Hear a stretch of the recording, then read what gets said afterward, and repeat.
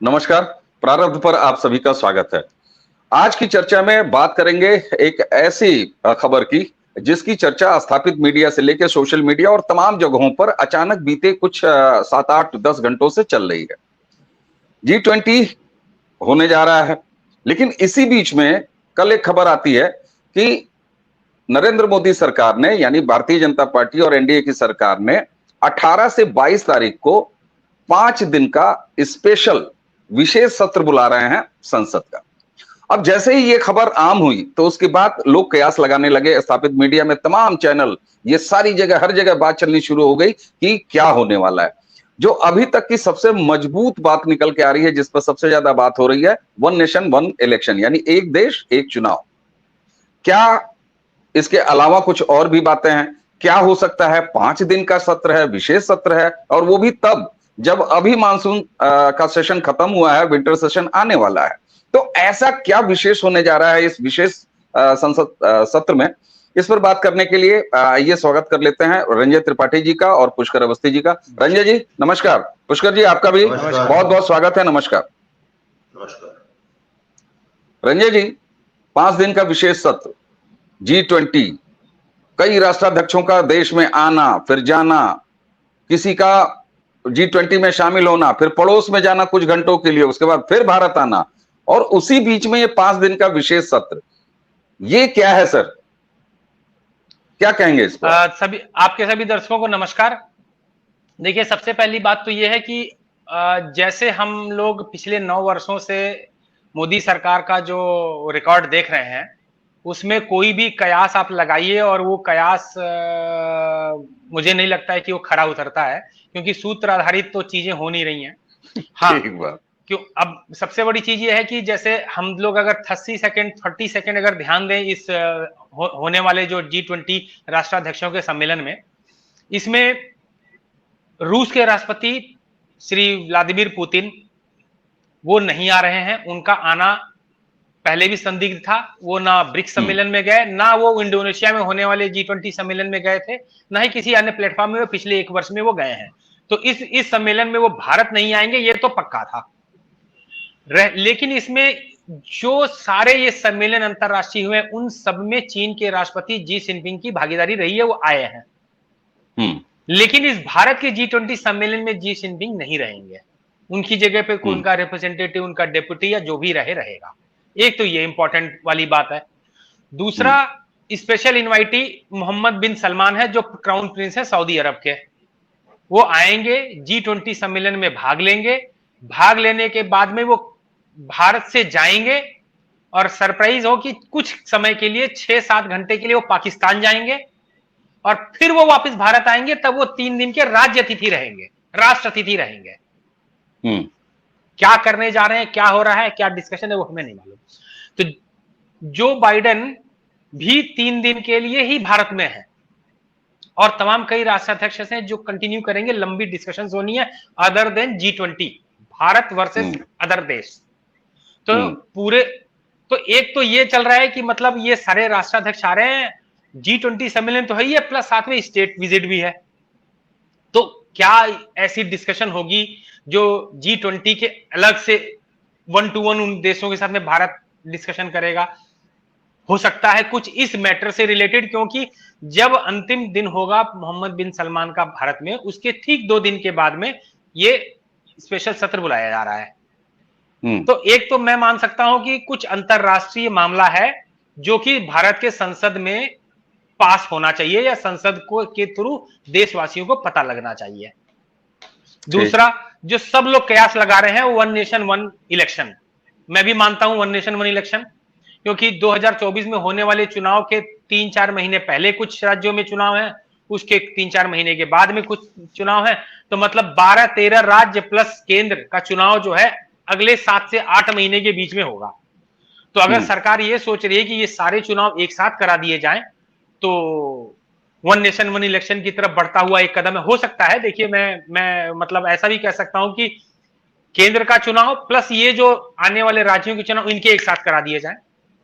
या फिर अगर एक बहुत बड़ा कदम होगा कि पूरे देश के हर राज्य का चुनाव, पूरे देश के हर राज्य का चुनाव इस लोकसभा चुनाव के साथ का मतलब कि जो अभी नई नवेली उत्तर प्रदेश की भाजपा की सरकार है, जो उत्तर प्रदेश भारत जो कि भाजपा की सबसे मजबूत सरकार है, योगी आदित्यनाथ जी जो इतना स्ट्रांगली चला रहे हैं, जिसकी पूरे भारत में एग्जाम्पल दिया है, भारत क्या विदेशों में एग्जाम्पल दिया जा रहा है कि योगी जी ऑस्ट्रेलिया और इंग्लैंड जैसी जगहों पे दिया जा रहा है एग्जाम्पल की योगी आदित्यनाथ मॉडल यहां भी लगाओ, यहां भी लगाओ, वगैरह वगैरह।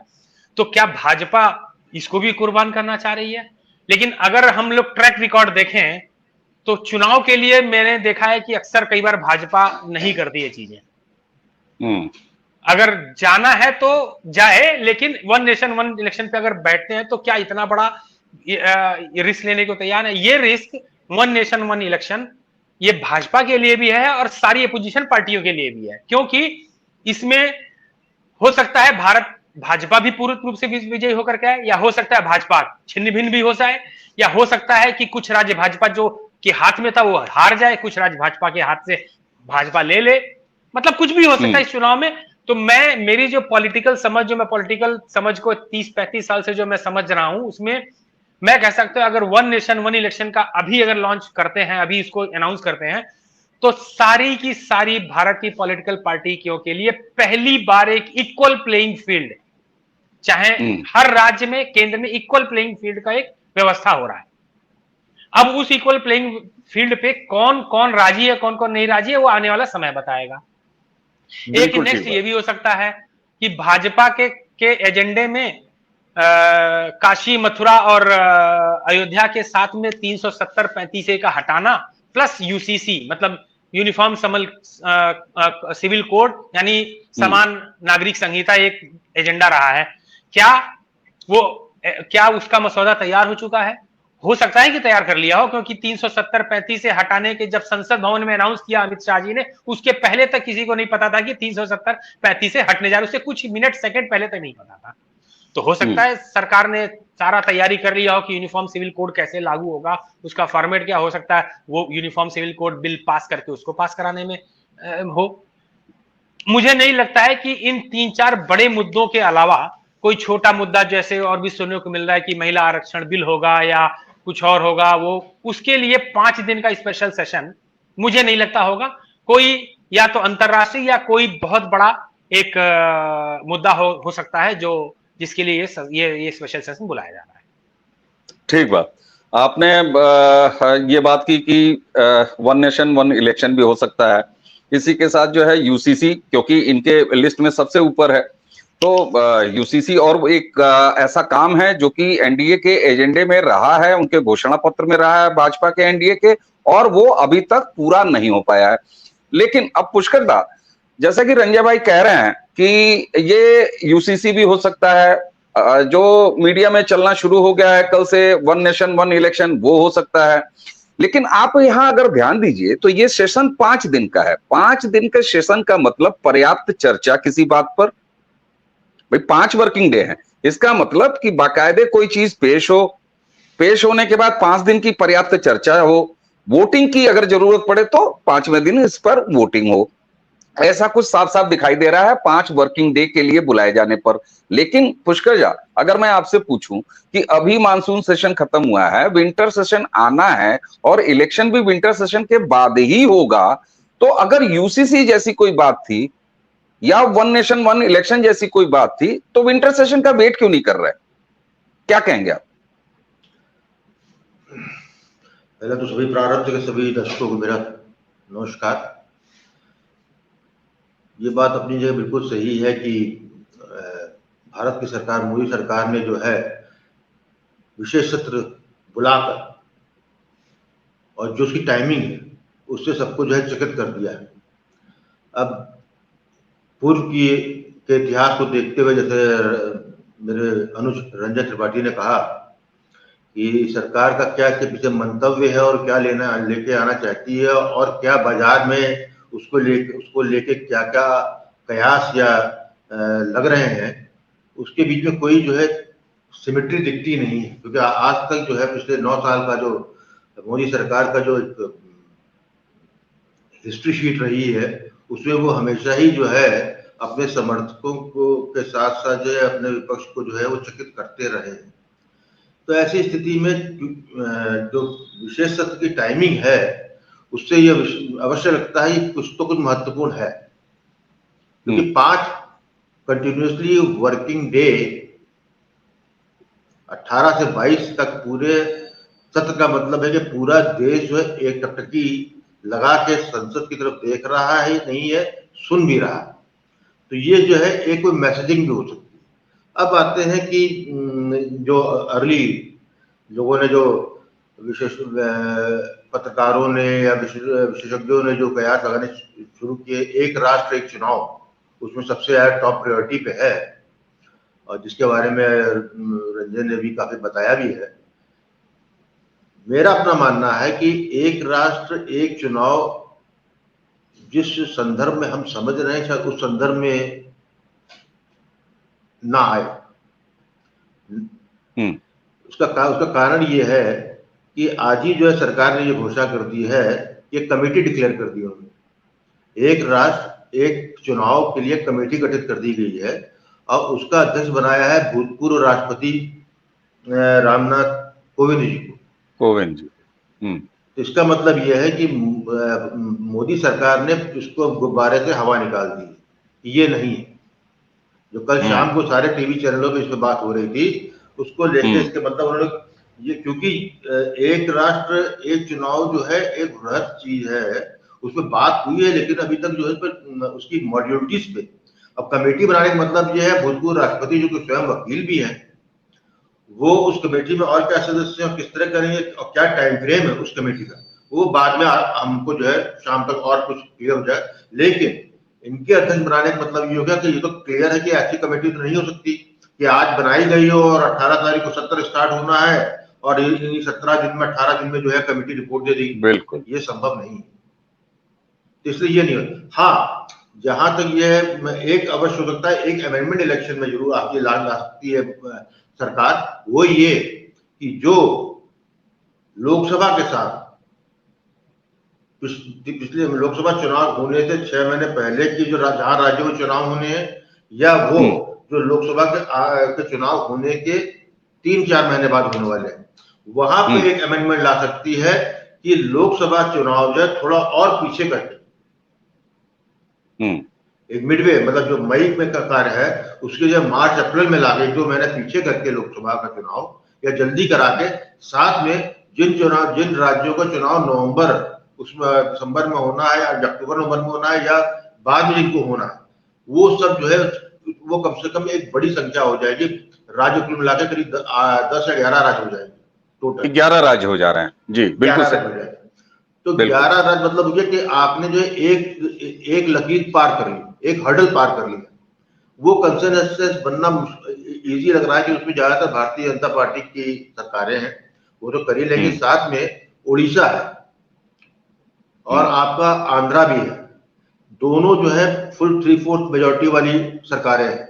और जैसा कयास लग रहा है कि वो फिर वहां पर भाजपा का जो है कोई ना ज्यादा फायदा होना है ना नुकसान होना है किसी तरीके से, क्योंकि जो पिछले कई सालों से एक परिपाटी देखी गई है या भारतीय मतदाता की समझ देखी गई है कि मतदाता जो है राज्य के चुनाव में वो अलग वोटिंग पैटर्न उसका होता है और लोकसभा के लिए जो होता है उसका अलग पैटर्न होता है। बिल्कुल, ये बराबर देखा, ये पिछली बार भी देखा गया है, इस बार भी देखा गया। तो ऐसी स्थिति में मुझको ये लगता है कि संसद में इस बात को विषय में बहस हो सकती है कि ये जो कमेटी बना दी है एक राष्ट्र और एक चुनाव की, उस पर जो है कमेटी अपना जो है 6 महीना 8 महीना या जो है बहुत संभव है कि अगले लोकसभा के बाद जो है, बहुत बड़ी चीज है ये, हम तब तक देखते हैं।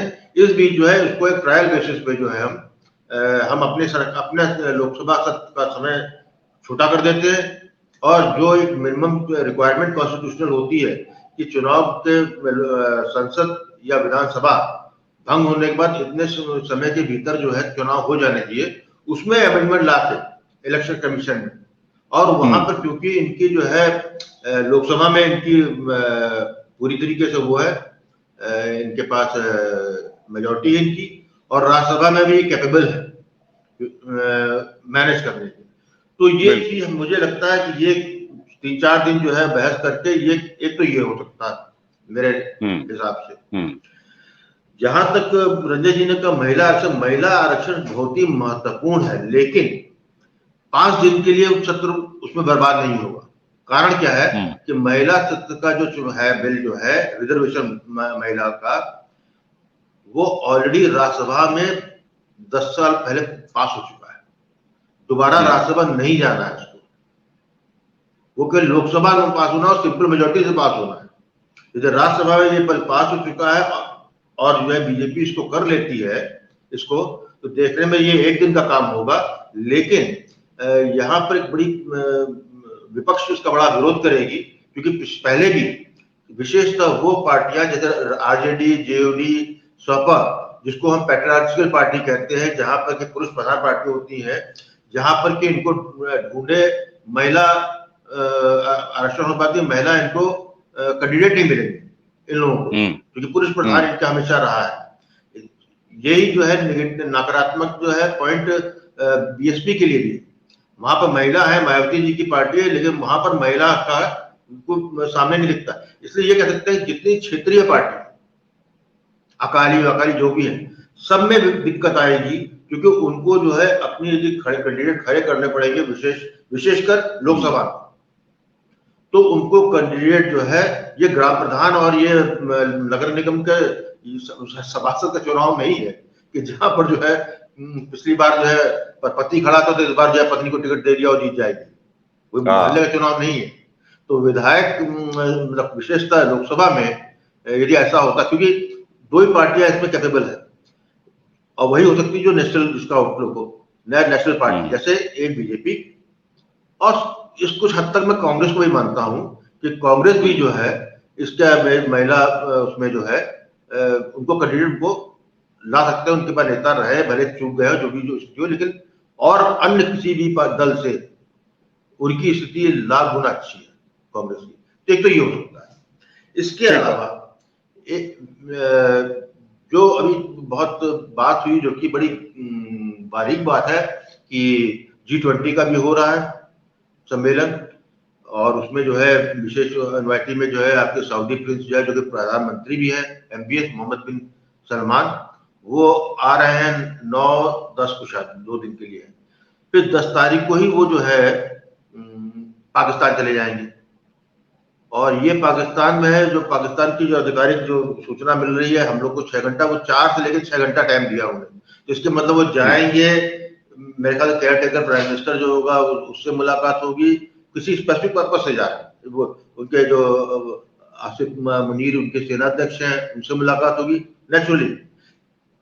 तो कोई भी यदि सऊदी का उत्तराधिकारी, जो कि सबसे बड़ा जो है कहना चाहिए इसका खाता भाई सबसे तगड़ा जो है पाकिस्तान में उन्हीं का है, जितना जो है पैसा जो है पिछले 7 दशकों में सऊदी अरेबिया ने दिया है पाकिस्तान को, तो उसका लिवरेज भी है। जो आज भी उसके यहाँ जो रिजर्व दिख रहा है आपको डॉलर्स, उसमें जो है बहुत एक सब्सटेंशियल अमाउंट जो है सऊदी का है, और साथ में साथ जो उनको पेट्रोल आता है जिसको उधार पे, वो भी सऊदी उधार से देता है।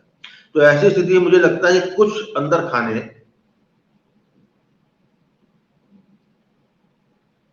भारत और पाकिस्तान के संदर्भ में कुछ ऐसी बात होगी जो पर्दे के पीछे हमेशा होती रहती है, उसमें कोई नाजुक मोड़ आने वाला है, ऐसा मेरा मानना है। क्योंकि उसके बाद वो लौट के आएंगे, एक मिनट, लौट के आएंगे और फिर उनका जो है इस्तकबाल जो है एक स्टेट विजिट तरीके से होगा। तो बिल्कुल जो है G20 में वो he will be just one among the invitee, उसका रोल अलग है। लेकिन जब आप स्टेट विजिट में आते हैं तब फिर जो है स्टेट का मैटर करता है, तब कहानी दूसरी होती है। इसी संदर्भ में तीसरी बात मैं यहाँ पे ये कहूंगा कि यही जो नाजुक मोड़ ये आ रहा है कि आपको ध्यान होगा सर्वोच्च न्यायालय में, सुप्रीम कोर्ट में धारा 370 और 35A को लेके सारी PRA लगी हो और मुकदमा सुना जा रहा है, उसमें जो है चल रहा है, जो उसके अगेंस्ट में है वो बोल चुके हैं, सरकार की तरफ से आ रहा है। और उसके साथ जो आप ध्यान कीजिए कि जो चीफ जस्टिस है, जो वहां जो 5 बैठे हुए हैं जज, वो क्वेश्चन भी कर रहे हैं। मेरा ऐसा लग रहा है, मैं मानना है कि एक बड़ी संभावना ये है कि एक टेक्निकलिटी पे आया है मामला कि आपने स्टेट को जो है बाइफर्केट करके जो है यूटीआई बनाया। फिर अब एक प्रश्न आया है कि यहाँ पर कि बड़ा क्वेश्चन किया भी है चंद्रचूड़ जी ने मूलभूत अधिकारों की बात कि 35A पे उन्होंने यही कहा कि 35A को इंट्रोड्यूस करके जो है जो मूलभूत अधिकार नागरिकों जो है वो छीने गए वो जम्मू कश्मीर में जो 5 अगस्त 2019 से पहले नहीं दिए गए थे, जो फंडामेंटल राइट्स थे एक सदी। उसी के तहत उन्होंने रोड मैप पूछा है सरकार से कि आप इनको कब बहाल करें, कब इनको इलेक्शन हो। तो एक जो है कल जो है तुषार मेहता जी जो आपके वो है भारत की तरफ से जो कर रहे हैं, उन्होंने जो है एक शेड्यूल दिया है कि हमने ये किया है, गांव वाला किया है, गांव कमेटी वाला किया है, फिर ये करेंगे, फिर ये करेंगे, वो करेंगे। वहां पर एक बात ये आ रही है कि जब आपने 2019 में 5 अगस्त को जो आपने किया, आपने जम्मू कश्मीर को एक यूनिट बनाया, लद्दाख को आपने एक अलग कर दिया, तो अब जो स्टेटस आता है कि जब चुनाव करते हैं और ऐसे चुनाव की बात हो रही है जहां पर कि इससे पहले आप 2023 में एक अमेंडमेंट भी ले आए हैं पीओके को लेके कि उसमें जो एक माइग्रेंट का और एक महिला का उसको जो है हम इसको देंगे, वो बिल आया है। और उससे पूर्व भी हम 24 सीटें जो है पीओके में पाकिस्तान अधिकृत कश्मीर में हम 24 असेंबली सीट रखे हुए हैं कि जब वो मिलेगा तो। लेकिन इसका जिक्र जब हमने उसको यूनियन टेरिटरी में डिवाइड किया है उसमें उस वक्त इसका उल्लेख नहीं है। अब मामला आ रहा है कल्मिनेशन का कि सुप्रीम कोर्ट जो अब जो निर्णय देगी उसके बाद कोई इफ बट नहीं रह जाएगा। पहले तो इसके अब मेरा लगता है मुझको कि ये सत्र इसलिए बुलाया जाता है कि यदि कोई उसमें टेक्निकल या आगे को लेके जम्मू कश्मीर में चुनाव भी होने 12 महीने 18 महीने तो एक संसद की तरफ से प्रस्ताव पास हो। जिस तरीके 1994 में संसद ने एक पारित किया प्रस्ताव कि जो है Gilgit Baltistan and PoK is the integral part of India. ठीक है, ये हम हमेशा इसको लेकर घूमते।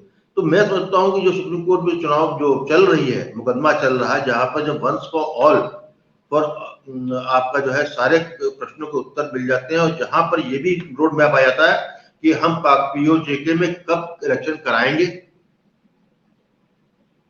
गिलगित बल्तिस्तान में हम कितनी सीटें रहेंगी, वो भी एक जो अभी तक एक कहते हैं बुलेट पॉइंट में था, वो भी संसद पास कर सकती।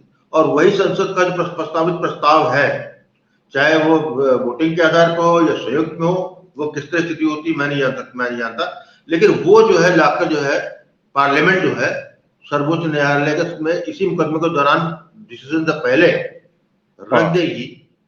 तो फिर उसके बाद सारे भी जो इस वक्त जो क्वेश्चन उठ रहे हैं, जो न्यायालय कह रही है, न्यायालय हिंट कर रही है एक्चुअली आपको, सर्वोच्च न्यायालय जो है वो हिंट कर रही है कि कहां का वो अनकंफर्टेबल है, क्योंकि ये कानून की बात है यहाँ पे। क्योंकि ये एक चीज जब बात आई थी कि जब 5 अगस्त 2019 में आपने प्रेसिडेंशियल ऑर्डर किया, उसमें जो है आपने यूनियन टेरिटरी बनाई थी, उस वक्त जो है आपको ध्यान हुआ अमित शाह ने कहा था, पूछा था कि जब मैं जम्मू कश्मीर की बात करता हूं तो उसके अंदर पीओके और गिलगित बल्तिस्तान शामिल है, मालूम है ना। हाँ, जान दे देंगे करके एक बड़ा तगड़ा था अमित शाह का। तो ये डीम टू बी इंक्लूडेड है, ठीक है।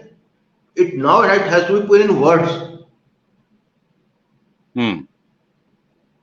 In the words है कि इसको आप जो कह रहे हैं वो बात इस तरह से समझ में आती है कि जब हम 2 मेंबर ऑफ पार्लियामेंट की सीट और 24 जो है वो विधानसभा जम्मू कश्मीर में, वो हम जो पीओके का इलाका है जो पाक के कब्जे में है, अनाधिकृत कब्जे में है, उसका मान के करते हैं।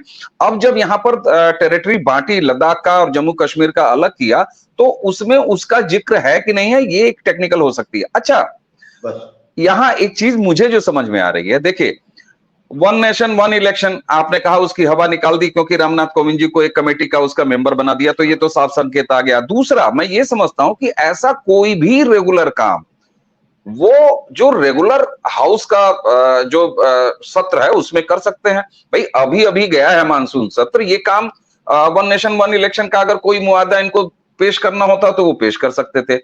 सरकार भाई कम से कम लोकसभा में तो इतनी भारी इनका बहुमत है, और अब देखा जा रहा है कि आपका जो है राज्यसभा में बहुमत तो नहीं भी है, लेकिन इनका कोई काम, कोई बिल तो रुक रहा है नहीं, तो वहां भी उनको जो है पर्याप्त वोट मिल जा रहे हैं।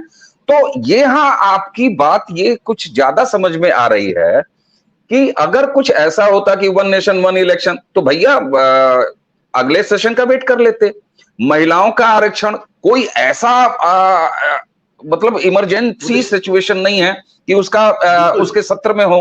तो ऐसे में जो आपका ये 370 को लेके और जम्मू कश्मीर को लेके ये जो एक एंगल आपने दिया, ये बात कुछ समझ में आती है, और ये बात तब और ज्यादा समझ में आती है G20 का सम्मेलन, इतने सारे लोगों का आना, सऊदी के मुखिया का कुछ घंटों के लिए पाकिस्तान जाना, फिर इंडिया में 3 दिन का स्टेट विजिट। अच्छा ये बताया, कहीं ऐसा तो नहीं है कि कुछ पीओके पर फाइनल पॉलिटिकल असॉल्ट, कूटनीतिक असॉल्ट जैसी कोई चीज हो सकती है? मैं इसमें दो चीजें हैं, क्योंकि जैसे मैं हमेशा कहता था कि पहले जो है ये चीजें जो है अमेरिका तय करता था, लेकिन आज की तारीख में चाहे पीओजेके का मामला हो, जो गिलगित बल्तिस्तान का हो, ये जो है इस वक्त जो है ball in the game of India, ये सरकार के हाथ में है कि सरकार इसको किस प्रायोरिटी पे लेती है या किस तरह करती है, क्योंकि इसके संग सोशल इशू बहुत काफी है। ठीक है, ये अच्छी बात, बहुत बड़ा सुखपूर्वक लग रहा है कि जैसे कल रात को चर्चा बता दिया था, जो कि ग्राउंड रिपोर्ट है पीओजेके से, कि वहां पर क्या जो नेक्स्ट जनरेशन है उसकी क्या कह सकते हो कि उनकी क्या मानसिक स्थिति है और वो क्या डिलेमा में।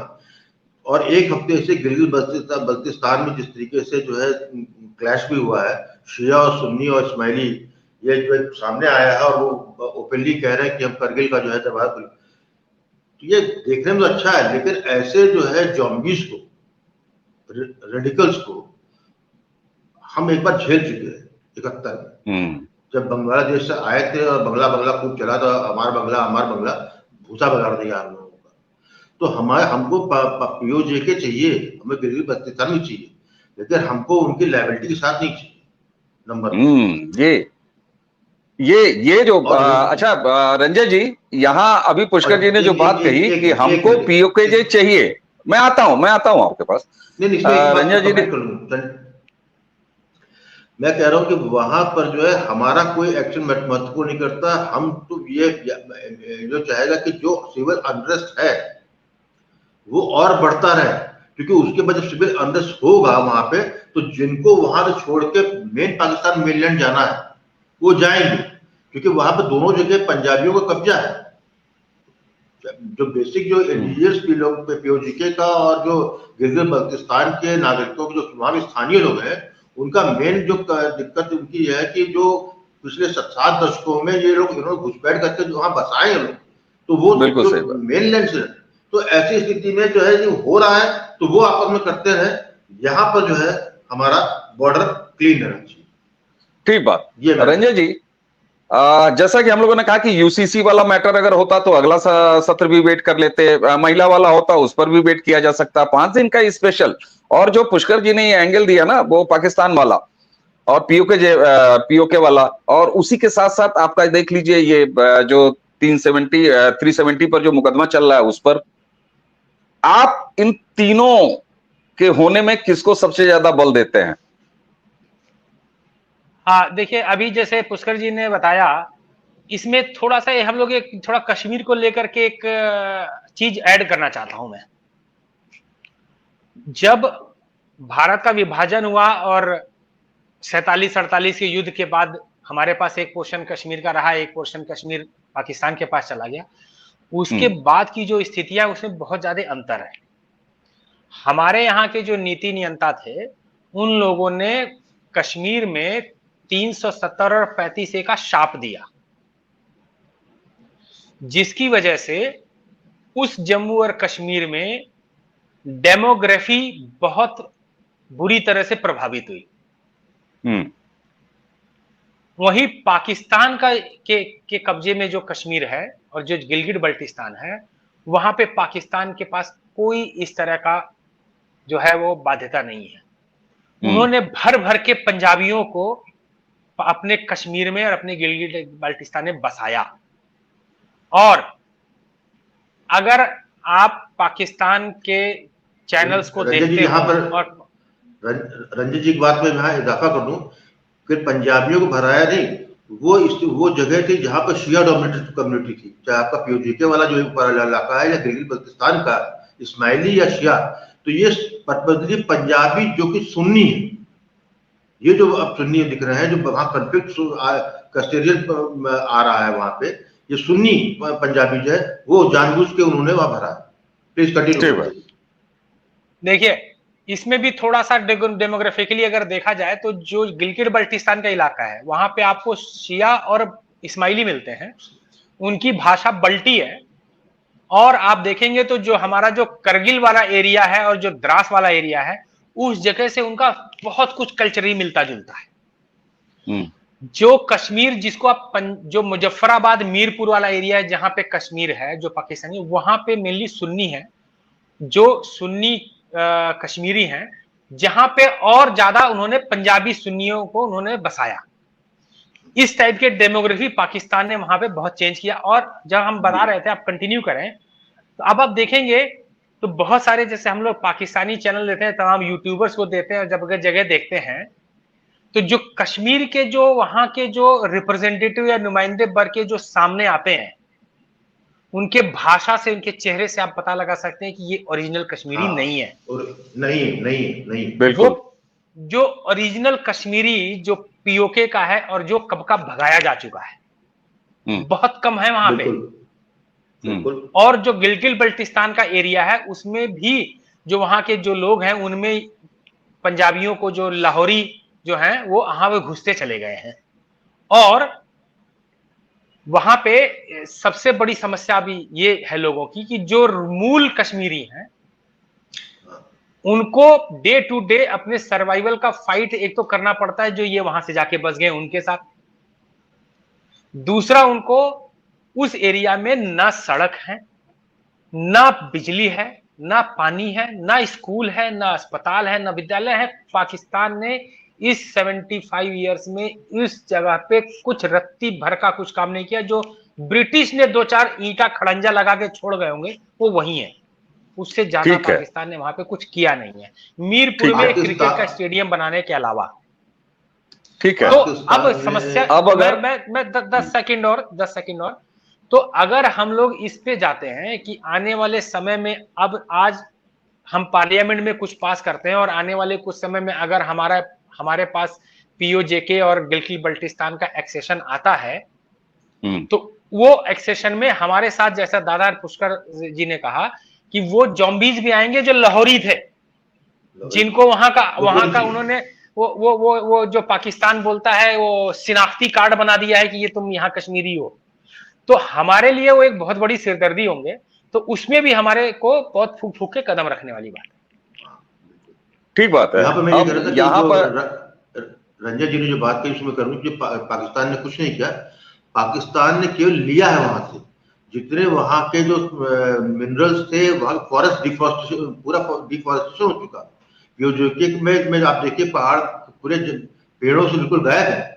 यही जो है पुष्कर जी ये काम तो पाकिस्तान ने न सिर्फ जम्मू कश्मीर यानी उनके कब्जे वाले जम्मू कश्मीर में किया है, ये काम वो बलूचिस्तान में यही करते आए हैं। तो उन्होंने तो इन दोनों एरियाज में ये किया और जहां भी ऐसा हुआ है। बहरहाल, हमको अब तक जो बातचीत से मैं जो समझ पाया हूं, मैं बार बार एक बार फिर दोहरा दे रहा हूं कि वन नेशन वन इलेक्शन कोई ऐसा बड़ा हिसाब बाकी नहीं रह गया है जिसके लिए कि विंटर सेशन का वेट नहीं किया जा सकता था, लेकिन ये भी हो सकता है। महिला वाला भी कुछ ऐसा नहीं है जिसके लिए स्पेशल सेशन। तो ऐसे में कुछ ये निश्चित रूप से, और जब G20 में इतने सारे लोग आ रहे हैं, तमाम विदेशी लोग यहाँ पर मौजूद होंगे, उसी बीच में 5 दिन का आना, तो कई सारी चीजें हैं। मुझे लगता है कि हम लोग भी पिछले करीब 40 मिनट से बैठ के जो भी बातचीत कर पाए हैं उसमें केवल कयास ही लगा पाए हैं, हम भी किसी कंक्लूजन की स्थिति में है नहीं जी। मैं यहाँ पर ये कहूंगा कि जितना हम लोगों ने कहा उसके बाद धड़क रहा है तो उल्टा ही सुनना मिलेगा। जो बोला वो बोला हमने, लेकिन पता नहीं क्या लिया, क्योंकि इतनी ये क्रेडिबिलिटी मोदी सरकार की है कि ये जो है असंभव चीज को सामने कर सकते हैं, जिसके बारे में हम सोच भी नहीं सकते, क्योंकि दूरदृष्टि है इन लोगों को। तो इसलिए जो है यहाँ पे मैं जो जितनी बातें मैंने की उसमें केवियट मैं डाल दे रहा हूँ कि आई डोंट ट्रस्ट मोदी सरकार कि वो जो है सरप्राइज करने से बाज नहीं आएगी। तो लेकिन है विशेष जो भी हो।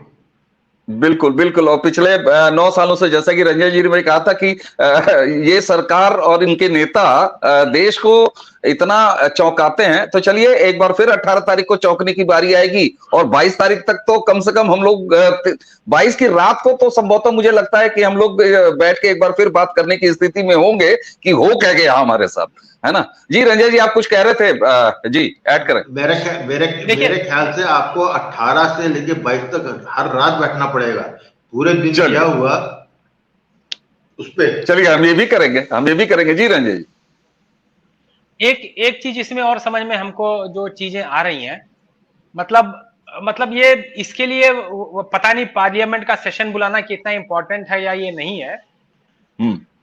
ये